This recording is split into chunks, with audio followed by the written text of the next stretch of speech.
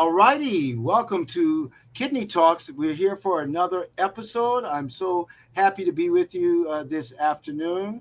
And as you guys out there know, out there in TV land or podcast land, you know that this is a collaboration between the Pennsylvania Avenue Baptist Church and MOTEP, as well as the George Washington University Transplant Institute and the Ron and Joy Paul Kidney Center.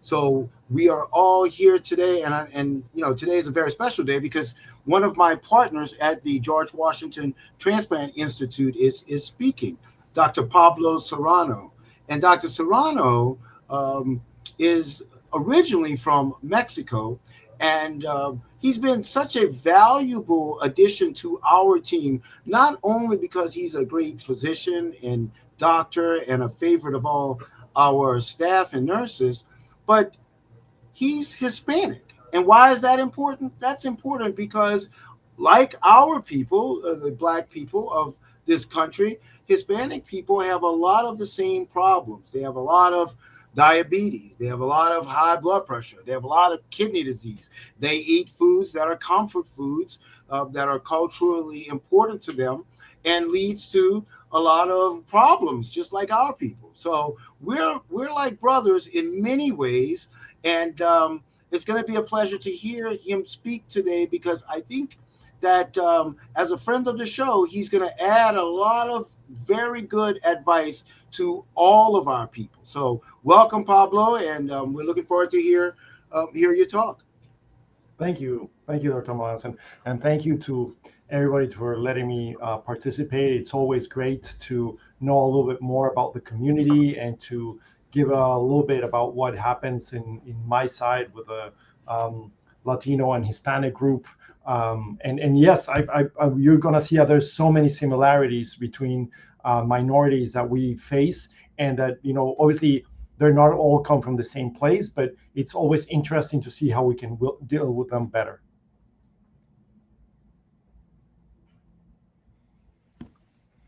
Very well. Well, as Dr. Melanson said, I'm Pablo Serrano. I'm a transplant surgeon here at George Washington University. I run a Latino transplant clinic. I do a little bit of everything, but I try to make sure that I can give better access to healthcare to the Latino community in our area. And today I wanted to talk a little bit about kidney disease in the Latino population. Next slide, please, Asha.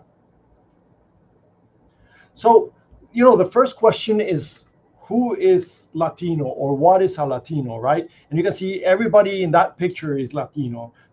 You have, a Cuban actress, a Mexican actress, a Dominican player, a Mexican boxer, a soccer star, a Cuban singer, a Venezuelan model. All of them are Latino. So what really is Latino? Trying to similar to what happens in the African American community, trying to say that we're all cousins, it's a little bit hard when it's such a broad group of people with so many cultural differences, that it's always complicated to pinpoint exactly what the issue is. But we do share certain commonalities. For all of us, always family is very important. We're very family and faith oriented, and we have a lot of comfort food, similar to what Dr. Melanson said. We have certain issues that we share with diabetes, obesity, high blood pressure, and that's what we're going to focus on. And obviously, with most of us, the language is always a big part of it, right? Most of us speak Spanish. Next slide, please. So what is Latino, right? It's Latino, for those of you who don't know, come from the language Latin, and it's all the languages that come from Latin itself, right? So it can be, in Spain, they had a Spanish singer that used to sing that he had a Latin heart, right? So he considered himself Latin. So even French and Spaniards are Latin. So here we use the term Latin to ask for Latin American, right? So Latin American is from, the northern border of Mexico all the way to Patagonia, everything in between, including the Caribbean, right? And there's also actually the term that the government use is Hispanic. So what is Hispanic? Hispanic is anybody that speaks Spanish. But that's also a little bit tough to find because, obviously Brazil, that as you can see, is the biggest Latin American country. They don't speak Spanish, right? So they would not be Hispanic. And then also you have, Equatorial Guinea, that is in Africa, that is a Spanish-speaking country. So are they Hispanic? Even though they're African and 99.9% of the population is Black. So it's hard to find this type group of people that you can focus on. And finally, I wanted to just talk about the term Latinx, that it's been used a lot. I think it's a great term. In Spanish, we put gender in our words, right? So Latino is what we call a male version of the word, and we can say Latina for female. And in order to make it not gender prone, we use Latinx.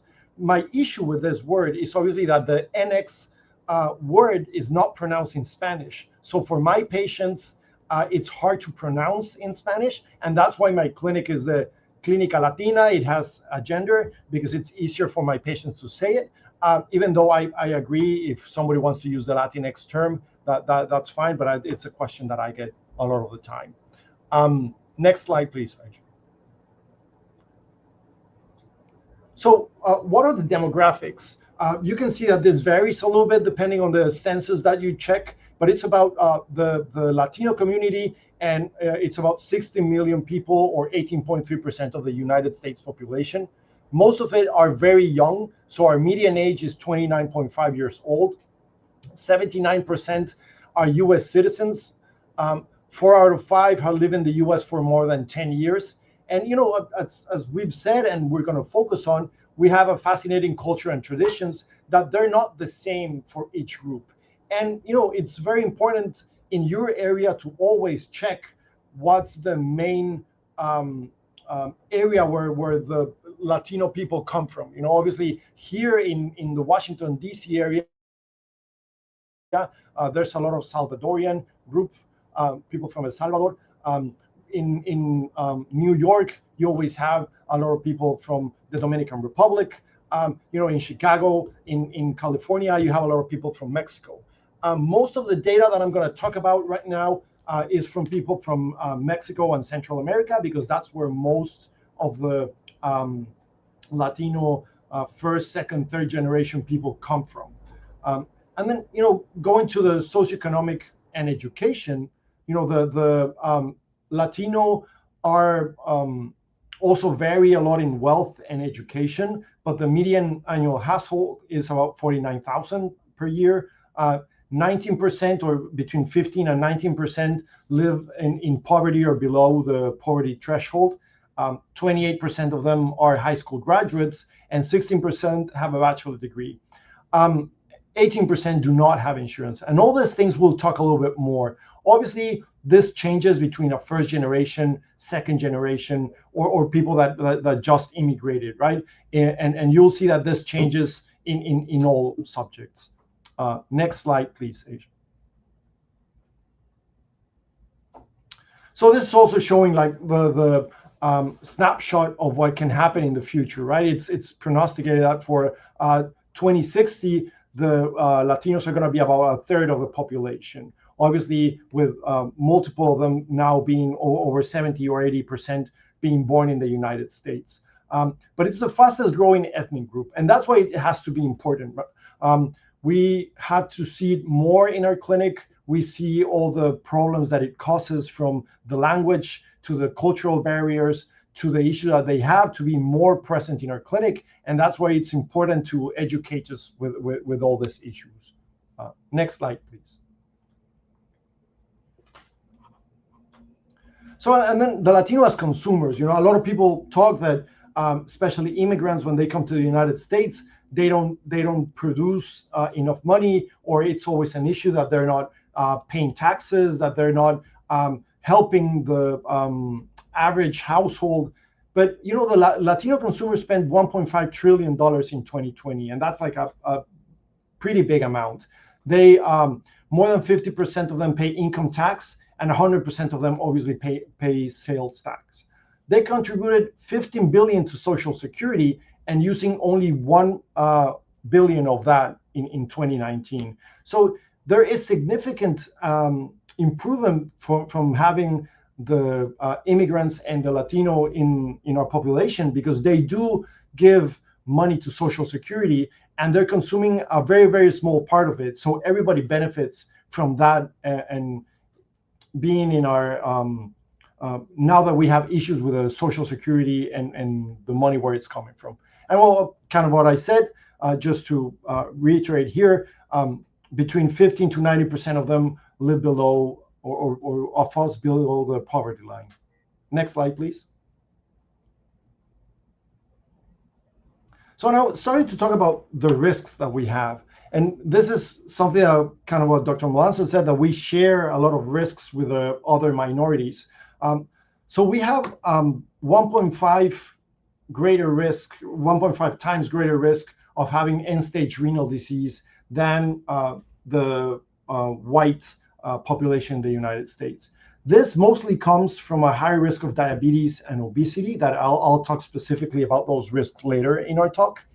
And, you know, I'm a transplant surgeon, so I'm always interested, even though we're not going to talk about transplant in this talk, showing that Latinos were 6% less likely to undergo kidney transplant. And the most important part that we saw is that they are normally sent to evaluation once they're already on dialysis. So it's very, very rare to get a Latino patient in early for your evaluation.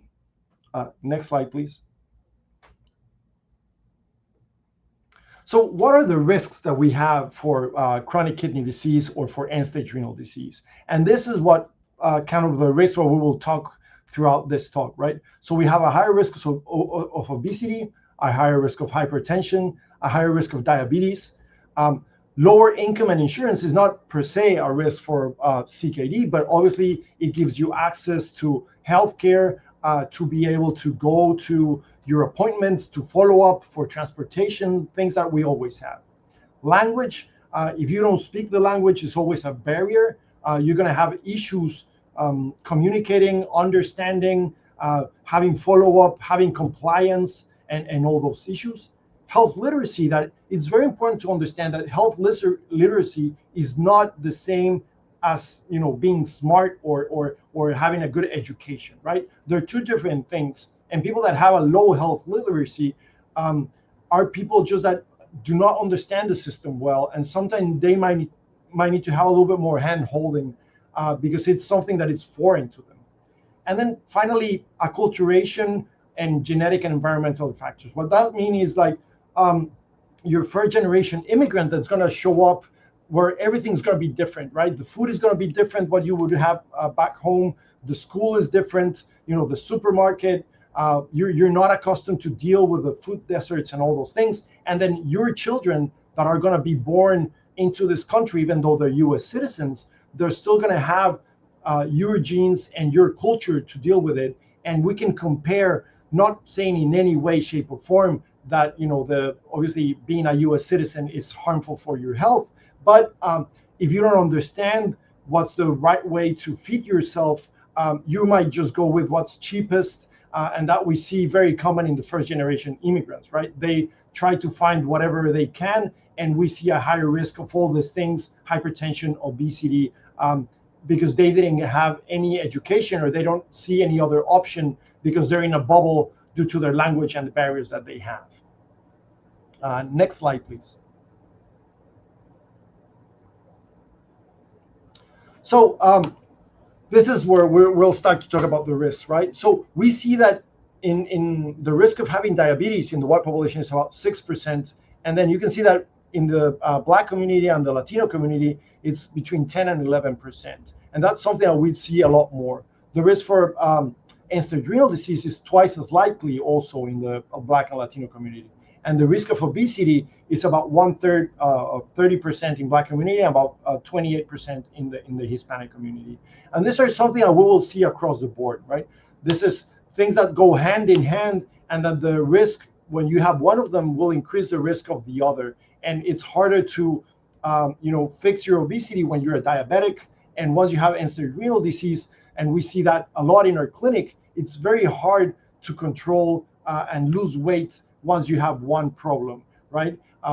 There's even data showing that people that lose weight when they're on end-stage renal disease do poorly after transplant. That still can be controversial, but it's just so hard to lose it that having surgery, having a procedure, dietary changes are very hard to do when you're having all these issues. That makes it harder for our patients. Next slide.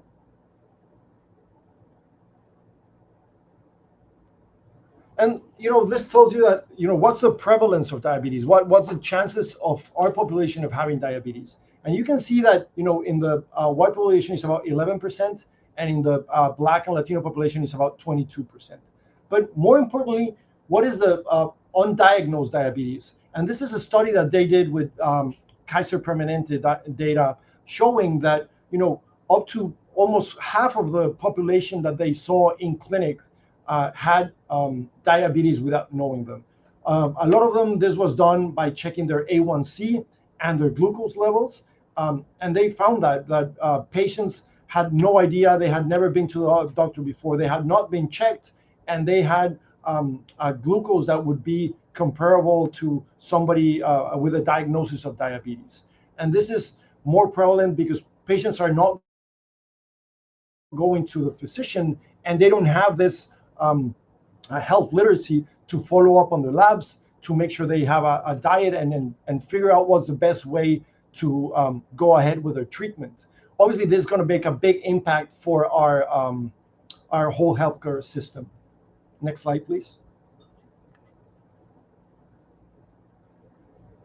And going, following up on that thought, I found this study that I found it very interesting, showing that of all these patients that we have that are undiagnosed diabetics, a lot of them end up having Medicare.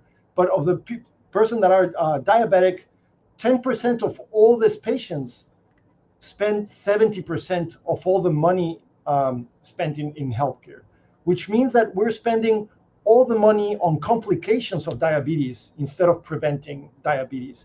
And that's a theme that we will also see in all the problems with end-stage renal disease and with diabetes. Instead of spending it on having a PCP, on having early detection, on studies that we've known and that have shown that we can improve the outcomes of the patients, we're spending in only on the complications of the patients, on the issues like blindness, amputations, vascular disease, neurological issues, cardiac issues that are the main complications that we'll see. And most of these patients are the ones that are spending everything when we could have dealt with this problem before it was an issue. Next slide, please. So what is the patient experience in healthcare, right? So, you first have the first problem, that is if you have access to healthcare or not, right? If in your area, a lot of our patients are like in a rural area, they're in a farm working, is there a healthcare around them? And have the knowledge to actually know where the hospital is, what you can do. Then, what are the costs? What insurance do you have? What forms you have to sign? How do you navigate all the very, very complex bureaucracies of our healthcare system? And then once you actually get to meet a healthcare provider, what are the providers? What are the information you have? You have to be able to talk to them, answer questions, and then you form your own questions, ask them back. You have to process the information, and then after that, you'll go home. You have to remember everything that it was in your talk. You have to understand it. Take your medications, make sure that you're doing what you should, understand the labels in your medications, and you're gonna follow all the guidelines. Now you can imagine if you're somebody that cannot read, or you're somebody that cannot speak the language, all those areas are going to give you trouble, right? You're not going to know where to find the healthcare. You're not going to be able to communicate. You're not going to be able to read the forms. So you're going to have so many barriers to having access to healthcare.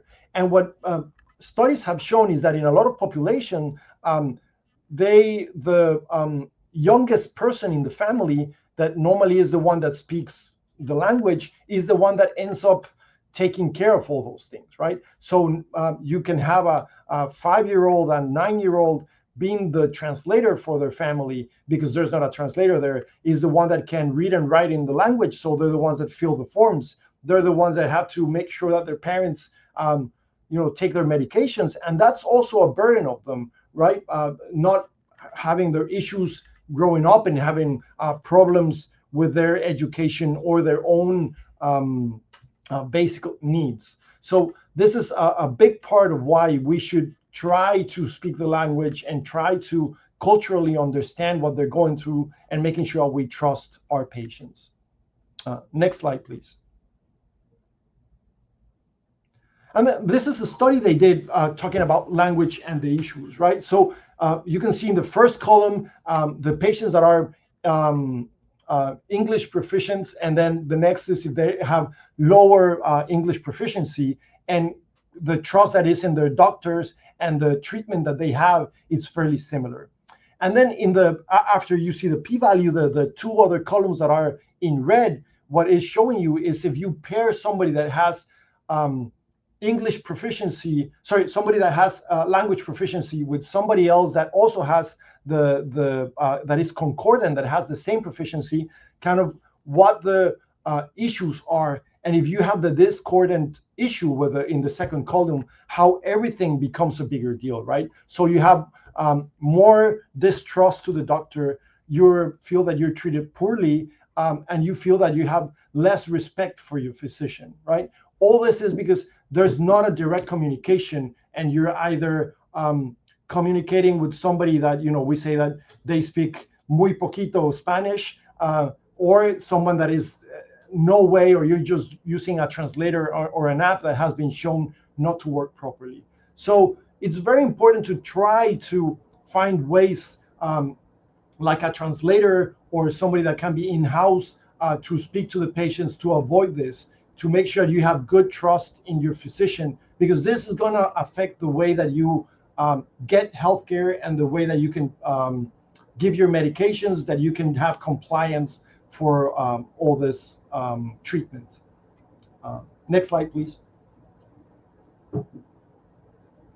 And this is another study showing how they got diabetic patients, and they put it the same with someone that was discordant with their language, and then they put in someone that was concordant, somebody that really spoke their language. And you can see there was a big change on their improvement of their A1C to make it under 8, right? So having this communication so that the patient understands why you're doing this, what are the changes you can do, and that they actually take their medication. It's so important that you can communicate, right? And you can see that if you make the changes from someone that is just changing from physician, that they are the same, it doesn't make a big of an impact than if you don't have issues with the language. Next slide, please.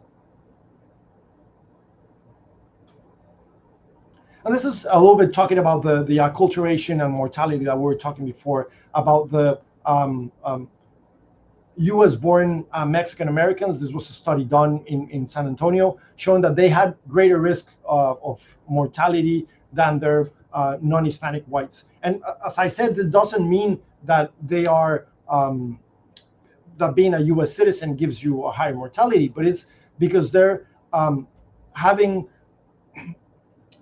more issues with the diet they pick, with the healthcare provider they use, with kind of the barriers that they have that are giving you all this mortality, all these issues with finding good healthcare, and especially if you're older than 65, that's when they show that this is a bigger impact. Next slide, please.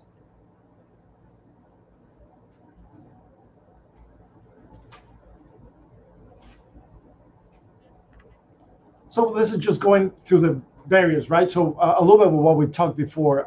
This is you're going to have the limited access to healthcare and insurance coverage.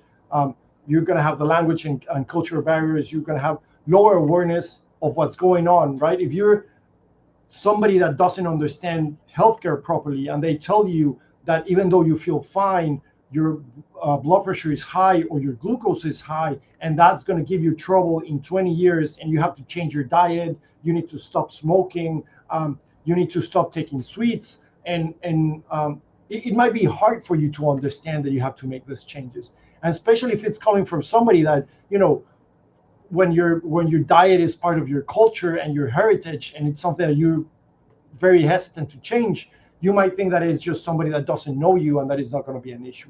So that creates mistrust with the community, and it's very hard to get them to understand that. And then you have obviously also the immigration related barriers, especially you can see now with people having being afraid to go to the office, being afraid to be out of their house. They're obviously not going to get good healthcare, and that's also going to be an issue of what type of resources you're going to have and how you're going to be able to take care of yourself. Next slide, please. I know I'm going to start talking now specifically about chronic kidney disease in the Latino population. So, it's, as I said, it's like between 1.3 and 1.5% more likely to develop than in Hispanic whites. Mostly it's because of the higher incidence of the diabetic nephropathy. And more importantly, and I'm going to show this in the next couple of slides, it happens at later stages. So when in most people, we find them in the stage 1, stage 2, stage 3, when you can still do a lot of things before you need dialysis. A lot of the Latino population, you find it when they need dialysis right away. And that can be obviously an increase in mortality, and it can be more expensive for the patient and for the healthcare system. And you can see that the underrepresented population in CKD management have issues also with transplant listing, kind of what I said in my prior slides. Next slide, please.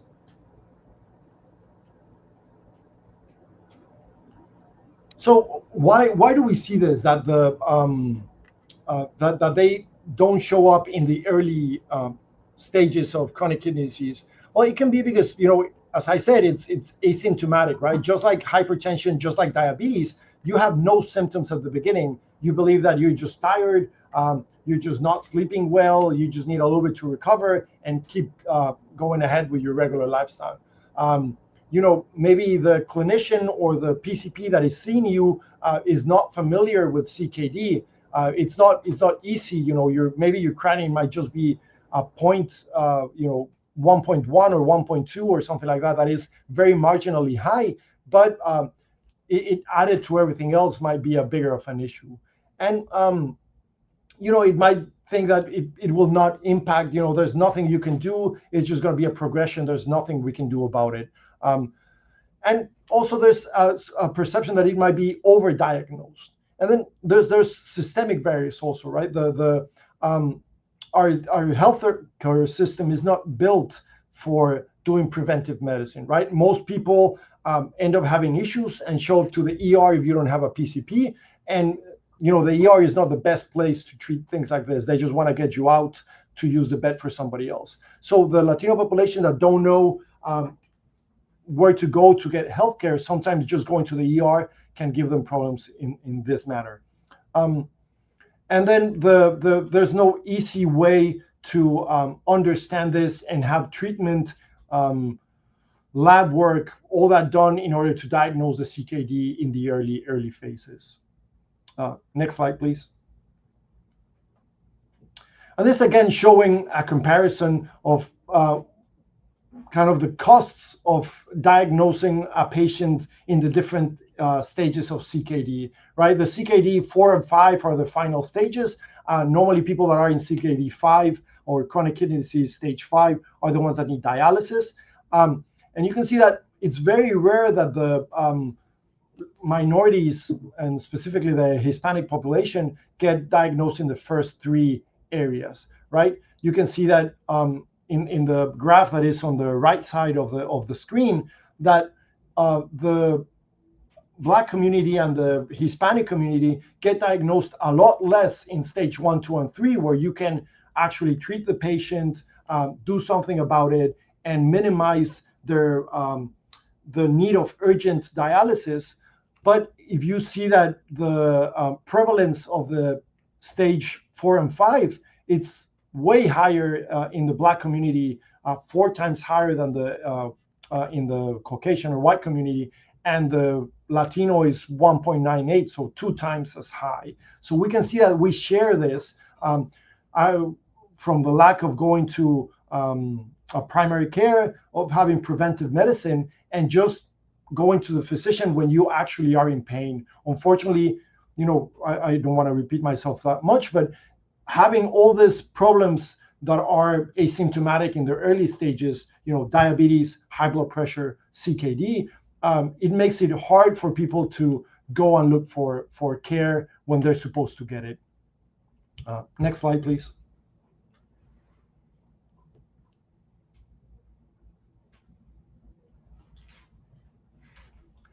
And this is also showing now in patients that have kidney disease, diabetes, what is their the mortality. So you can see on the first line that the having diabetes alone increases your mortality about 3%. But once you have kidney disease, it increases it to 9%. And if you have both of them, diabetes and kidney disease, your mortality jumps to about 20%. So you can see that it's very important to diagnose this early, right? In the patients that you're diagnosing when they're already on kidney disease, their mortality and their complications skyrocket. Also the expenses for the healthcare system. So it will be in all our benefits to diagnose this early, because it will make the whole healthcare system better, cheaper, and obviously for the patient, it will be easier to treat. And the more we delay dialysis, the cheaper it's going to be, the better it's going to be for the healthcare. Dialysis is great. Obviously, it's something that saves the lives of patients, but it increases the morbidity and the mortality of the patients the longer they stay on it. So a patient that can be diagnosed early, they can go to a transplant center, they can get listed, and hopefully get a transplant before they need to start dialysis. Those are the patients that do better. And that's the statistic that we're seeing, that all the minorities are having less and less, right? The percentage of people that get transplanted pre-dialysis in the Black community and the Hispanic community is way lower than in the white counterpart. Next slide, please. And sometimes people fail to understand the issues with being in dialysis. So in this graph, we're comparing the outcomes of having certain types of cancer to being on dialysis, right? So these are graphs from 97 to 2011, where you can see that the outcomes of having breast or prostate cancer, or the risk of having colorectal cancer, is a lot better than being on dialysis. And people sometimes think that chronic kidney disease is a benign thing. Checking that those survivals are a lot less, right? Your 10-year survival is about 30% being on dialysis, while being with breast or prostate cancer is, right now it's almost in the 80s, 90%. So it's getting better and better with time. It's almost comparable to being cancer, to having cancer. And that's why the importance of diagnosing early, and also finding somebody that can give you a kidney, and the importance of living donation and helping with this. Next slide, please. And this is a study that also showed the difference between having early referral versus late referral. So the patients that got early referral, their mortality was way lower, was 11%, compared to the ones that got late referral. Their 1-year mortality was also way lower. The time that they spend on the hospital, it's a lot easier when you can manage a patient in clinic and plan for their need to start the dialysis, and when they don't have any other complication, than get a patient that is super sick, get him in the hospital, maybe needs to be intubated, dialyzed urgently, see if they have any other issues, fix them. They're going to stay in the hospital for a lot longer, and then you will see that their issues with their labs are going to be a bigger problem. So all those things are important with the time of referral, and early referral is very, very important to the outcomes of the patients, the management, and the expenses. Next slide, please. And this is just data from Kaiser Permanente study, where they showed that the risks in general in older patients was similar, even a little bit lower for myocardial infarction, for stroke, for congestive heart failure in the minority population than in the white population. But you can see clearly that the risk of end-stage renal disease, it's way to the right. So it's everything that is to the right is a little bit higher risk. So that's what is higher, especially in the Black community. But all of them have a higher risk of end-stage renal disease, even though the rest is not as common. So we can see that this is really a problem in all our communities, and that it's not being addressed properly. Next slide, please.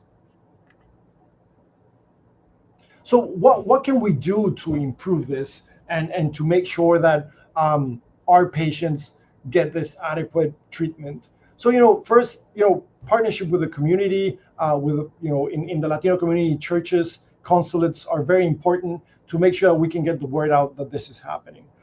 Focus on early detection, making sure that we're diagnosing people with hypertension and making sure they understand the need to treat them. We constantly get patients that are in their 20s, 30s, that they feel fine.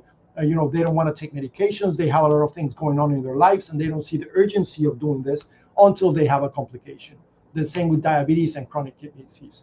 And, in the patients that have diabetes or hypertension, make sure that they screen for chronic kidney disease. What can you do? Check for proteinuria, the protein in your urine, and make sure that your blood pressure is okay. If you're hypertensive, also check for diabetes. Specific to the Latino community, make sure that you're always, if you have a patient that does not speak English or that is marginal with his English, make sure you're using bilingual education material, and that you speak or use a translator to speak. We have what's called promotores de salud, that is people that can help the patient understand and kind of bounce out their questions, and those are patients that work with the community and can help you. And build trust.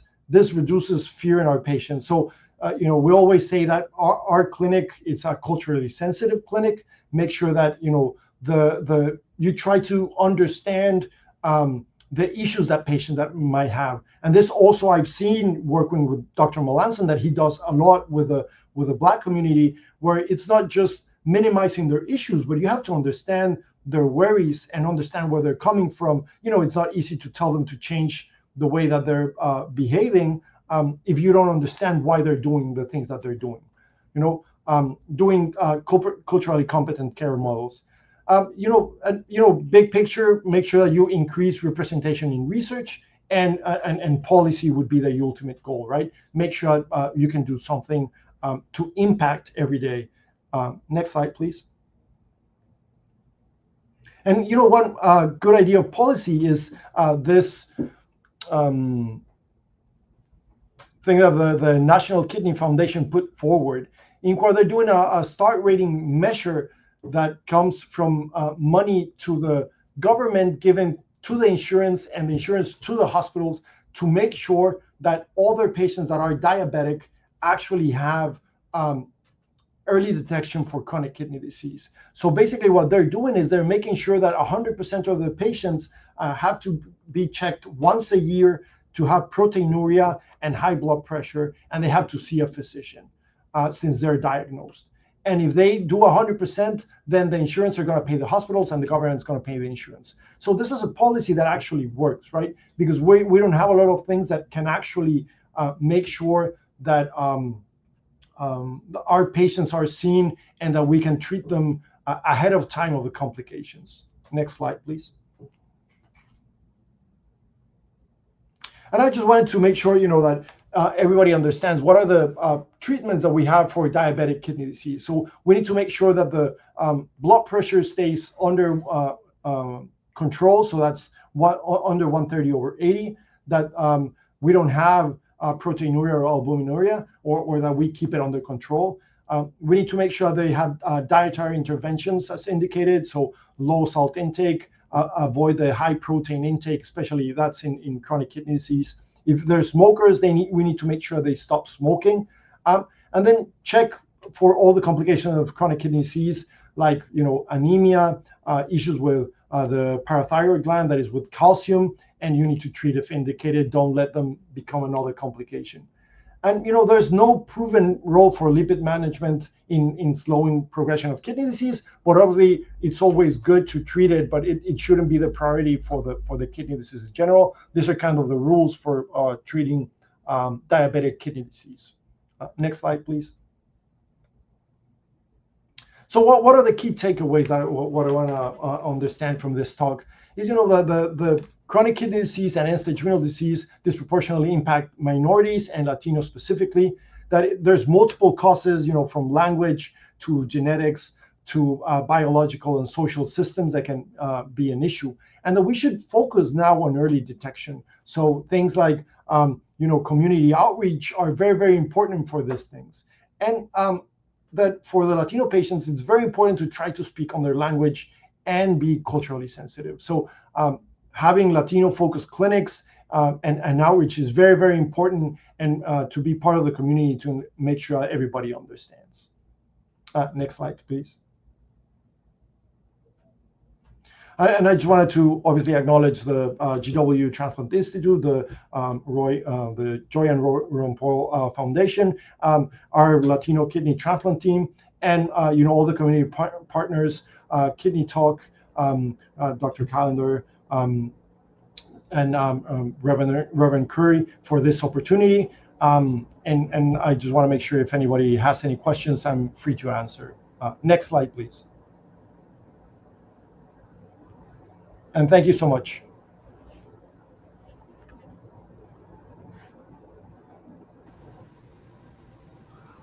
Well, great talk, Pablo, and that was just expert. You covered a lot of the stuff that I tend to emphasize myself when I give talks sometimes. And like I said before I introduced you, that relationship of the Hispanic community to kidney disease and the same kind of things that hurt Black people, it's stark how similar the two communities are, and we share a lot of the same problems, which is why you've been such a good fit. Now that you're here, in our program, I've noticed a couple of things, and I think I said this the last time you talked about the difference that you've made in the patient population. But I want to ask you a little bit more detailed, nuance point to that, which is, now when you talk to people that speak a different language, you can have a telephone. We even have, as we have these iPads where you can see the person that's translating, and then sometimes you can have a translator that is in person, and then you can have a member of the team like yourself. Now, here's what I see. I think it's stepwise, right? So if it's a telephone / iPad, the level of communication, let's say it's a 1. If the translator is in person, then I would say it's a 2. And if the translator or if the doctor or the care provider speaks the same language, I would say that's a 3 or 4. And like I said last time when you spoke, I've seen a sea change in how well we communicate with our Hispanic patients since you have come. Now, first of all, I want to know, do you agree with me that difference in how we communicate our patients? Of course, right? This, you have to remember that people that come to the doctor, they're always uncomfortable, right? They're always dealing with a problem that it's hard to share. And the more personal you are, the easier it is for you to manage it. So obviously, if you cannot communicate, that's a big issue. And if you have to use the phone, that's your resource, and you have to use it because it's better to be able to communicate with the patient. But the phone is very impersonal, right? Having somebody talking through the phone and being back and forth when you cannot hear yourself properly, obviously it might be hard for the patient to feel comfortable sharing. When you have an interpreter in-house, even though it's a lot better, you're still dealing with somebody else, and it might be tough for the patient to share something, or just for the back and forth to be as good. And when you are speaking to somebody, you can sometimes pick things that are small things that can tell you a lot about a patient and how they're feeling, and why you can sometimes press and ask more questions, or try to go a different way, that with an interpreter they cannot get that sort of answer. So I completely agree with you that the best way is to have somebody that can speak the language and understand the patient culturally. But obviously, any resource is better than no resource at all. All right, so here's my another question. Again, I hope this is not too much inside baseball, but obviously I work very closely with Pablo, so my questions are more of what I see here in this clinic. Um, what now? Tell me this, and I'm sure I see this very differently because of the types of patients we get. Meaning that I see that a lot of these Hispanic patients, their literacy level is very low. Now, is that just because of who the people are coming to our clinic and that are in Washington, D.C. with kidney disease, that they come from a lower educated group? Or is that more, is there less education in the people in Latin America? Please, I don't mean to offend anyone, but that's what my I always ask these questions because we get all these documents translated into Spanish, and it doesn't seem like these people can even read Spanish. But tell me if I'm wrong. Yeah, so sometimes, I mean, you have to understand that a lot of people are here because they have issues back home, right? They're either running from an unjust environment, or a place where they cannot work, where they could not get education, where they could not get basic needs, right? Somebody that is comfortable and living a good life is not gonna leave their house and go through this journey, very tough journey to get here. So obviously, most of the people that come here are people that are in the lower economic bracket, and that can have issues like this. Obviously, that's a problem, and it's something that we have to find out issues to deal with, and make sure that we have that conversation with the patient. Make sure that we ask them if they do know how to read, if they can read in Spanish, if they can write, if they're going to be able to take their medications, and that's something that we check. But obviously, it has to do with the sort of job they do, what they're looking for, and the quality of life they're looking for, and that sometimes has to, and we see it a lot in our clinic, that it ends up being their children, the ones that are like reading all the notes. They're the ones that making sure they take their medications, and that also takes a toll on them. If they're kids, they cannot go to school, they have to miss to come to the appointment, and that's a problem for them. Yeah. Well, I'm going to go ahead and open it to Reverend Curry and Dr. Callender, and allow them to ask questions. But before Reverend Curry speaks up, I got to address the 800-pound gorilla in the room, and that is obviously this administration. I'm not going to say that they are attacking the Hispanic community, but they are attacking the Hispanic community. Now, what is that doing insofar as how people feel comfortable about seeking health and seeing the doctors and taking care of their health and getting their medicine? I would think that would just be horrible. What say you? Well, yeah, unfortunately, we've seen that more and more, right? We've had. I've been here 3 years, and I've been running a Latino clinic now for about 8 years, and this is the first time where I've gotten patients say that if we can do the visit virtually, because they are afraid to leave their house, or they're afraid of coming to the city to get their physical. So obviously, it is very unfortunate, right? It's something that I hope that we can all get over with, and be able to understand that, they just want to have healthcare. They just want to make sure that they're doing okay and have a better quality of life, that it will benefit all of us. But yeah, it's very unfortunate. It's something that it's what we're seeing, and that it's affecting all of us. Yeah. Reverend Curry?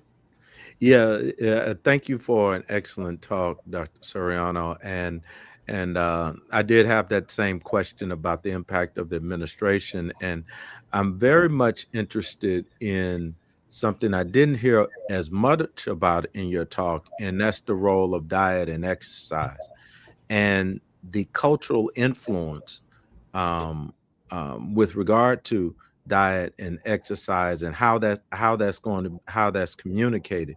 Can you say a word or two about how diet needs to change, how the cultural influences with regard to what my Latinx brothers and sisters love to eat? Yeah. Um, Yeah, it, it's that's another thing that we share in similarities, that it's very hard, and our diet is yeah, very carbohydrate based, right? exactly. um it's very flavor food, and a lot of spices, but also tends to have a lot of carbohydrates, and sometimes in the Latin community, a lot of fat in it.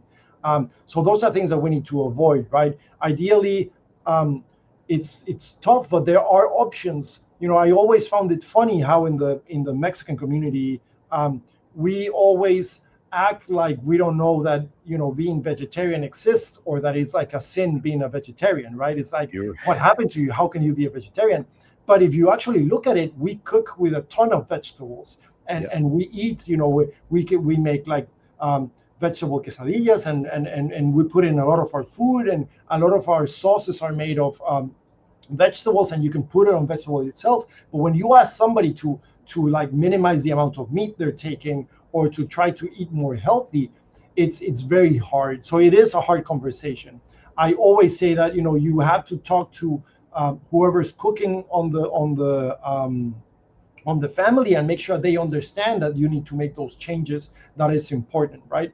That it is not something that is an option, but it's something that if you plan to lose weight, to get your glucose under control, you have to make those changes.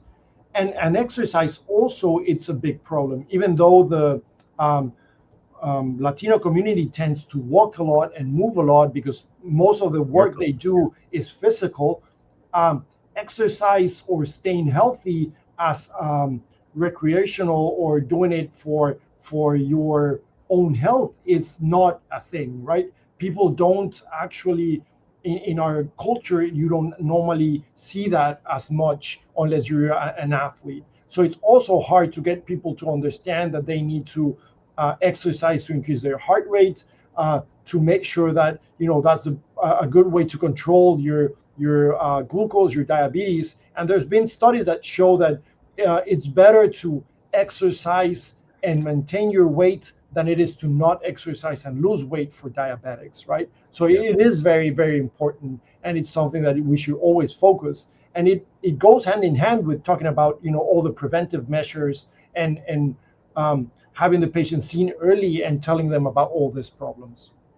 Yeah, one of the questions that's in the chat was, I think, super helpful, and I'd like to have your response. And it says, health and wellness, disease prevention, and education in the community emerge as being so important after all. Our community outreach needs to focus more on this to lower the chance of disease complications, CKD, needing dialysis, etc. How do we increase this type of focus in the Latino community? And I would dare say in any of the communities of persons of color. Exactly. I agree. I think that it's small steps. For example, things like what Dr. Molanson has been doing here for a long time.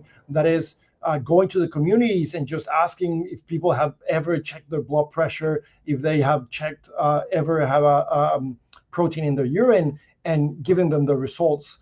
That's one thing to do. But ideally, there should be the government should step up and do preventive measures, right? That would be the best thing possible. That everybody in a lot of places, everybody that when you start a new job, you have to get a physical by the government, make sure everything's okay, and then they can diagnose. Kind of like when they did, I believe in the U.S. in high school, they do like one test to check, your spine and make sure your blood pressure is okay.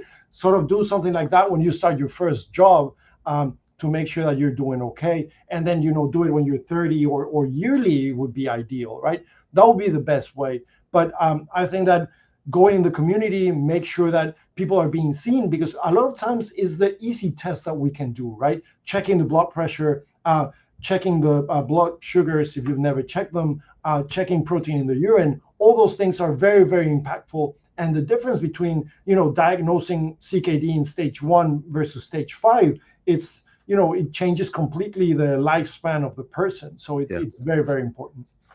Yeah, and I know we want to go to Dr. Callender, but I did want to really think about, what's the role of faith? I know many of our Latinx brothers and sisters are, quite frankly, they're Catholic, and in Catholicism, you can do everything from Lectio Divina, divine reading, and all sorts of other contemplative prayer types of methods. What's this role of faith, and how important is it in terms of being, I'll say it this way, mindfully addressing, eradicating CKD from the Latinx community? Of course, I think it's very important, right? Faith is a part of our lifestyle. It's, how we build community. It's, a part of who we are and a part of the family. I believe that in a lot of patients, I tell them that if you're part of a church or any type of congregation, if you need a transplant, that's the best place to look for, right? Make sure that it's part of your community that wants to give, that wants to help you.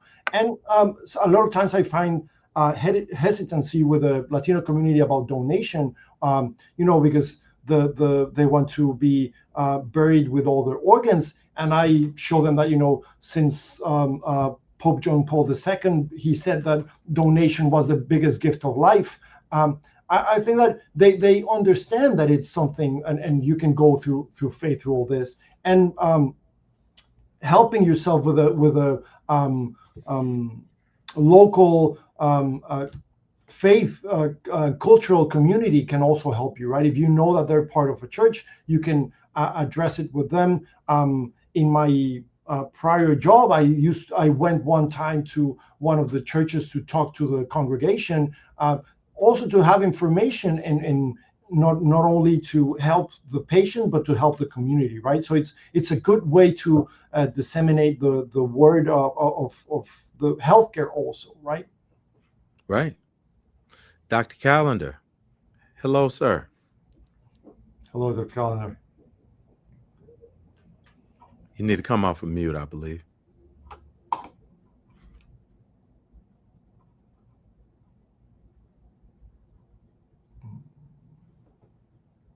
I think you're still on mute, Dr. Callender. Okay. Can you hear me now? Yes. Yeah. Yeah, okay.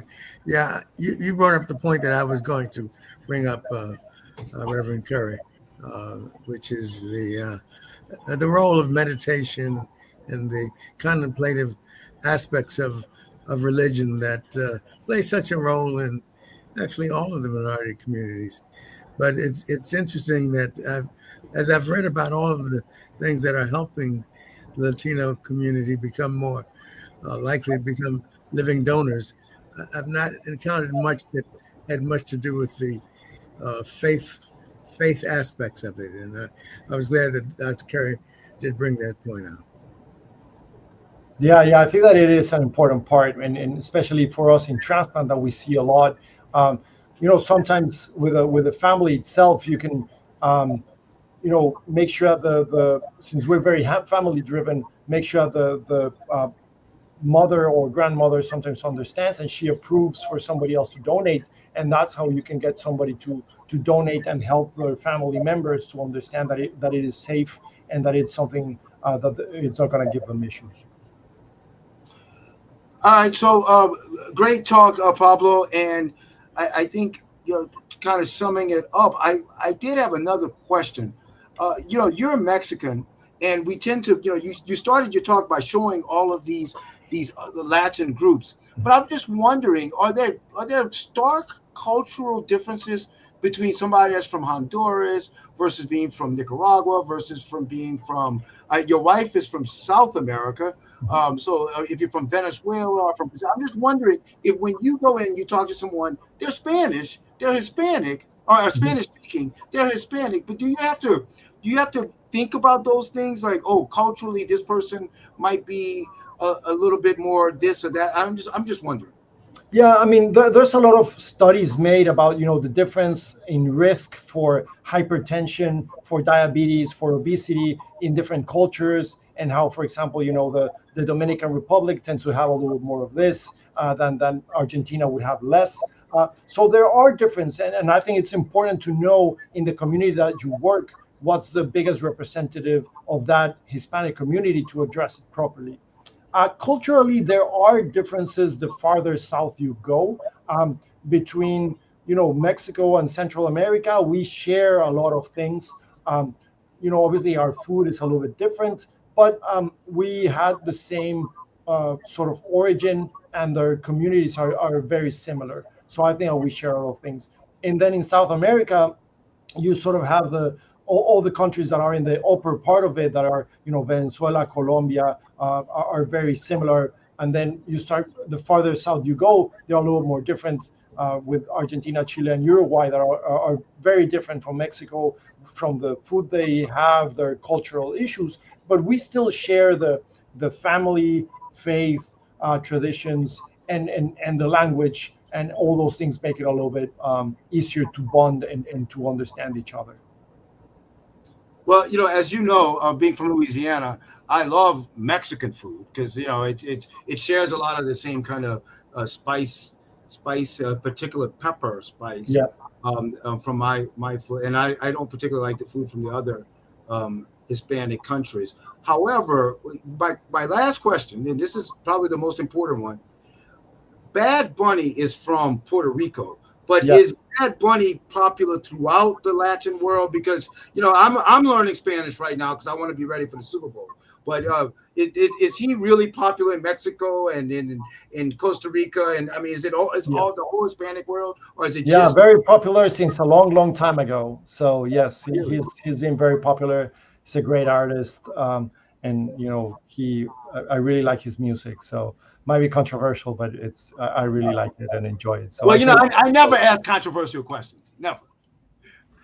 All right. Any other questions, Reverend Curry, Dr. Callender? No.